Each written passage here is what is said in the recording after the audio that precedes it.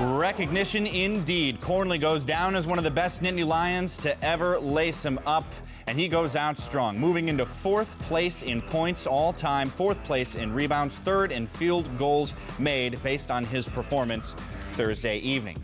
Wraps up his career and wraps up a great season for Penn State, setting the program record for wins in a season. They win their first ever postseason national tournament, and the regular season was amazing. 10 conference wins, including at Michigan State. Ended up tied for 4th in the regular season Big Ten race, and the longest season as well, Rick, in program history. Thank you, Mike. More on this game now with Tim Doyle. Tim, Baylor, known as one of the better defensive teams in the country. They play a very tough zone, but in this game, Penn State shot the ball extremely well, especially in the second half where they were 55%. They shot it from 3 as well. How were they able to crack that Baylor zone? Yeah, Ed DeChellis had a great game plan in this game, and Baylor came out and they decided they wanted to sit in a 2-3 zone of the game, and Penn State decided to pick apart this zone with their passing. Watch the patience. They didn't decide to break down off the dribble. Instead, Danny Morrissey buries one of his 3 3-pointers off a great inside-out pass. Watch again. See Baylor's in that zone. Good presence, being patient, one dribble in, dunk shot.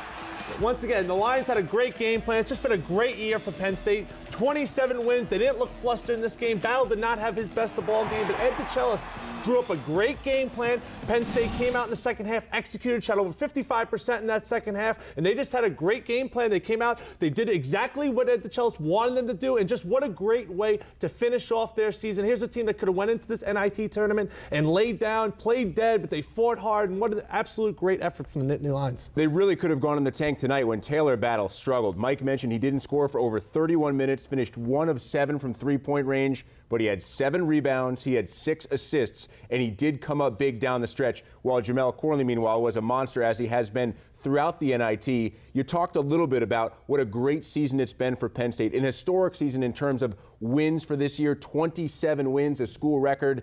What will you remember most about Penn State's season? Well, 2 individual efforts from guys. Taylor Battle was just fantastic. Really gave it a run for Conference Player of the Year. Almost got his team into the tournament. They had 11 conference wins. Here's a guy that's just clutch, plays with so much swagger. We all remember the shot he made against Illinois that everyone thought at that time was going to get him into the tournament. And then against George Mason, they decide not to foul. He buries the 3. This guy plays with so much confidence. He's more confident than I am on Saturday night, this guy. He just believes so much in himself. Impossible, by the way. Jamel Cornley is a guy who's been a warrior, has played injured.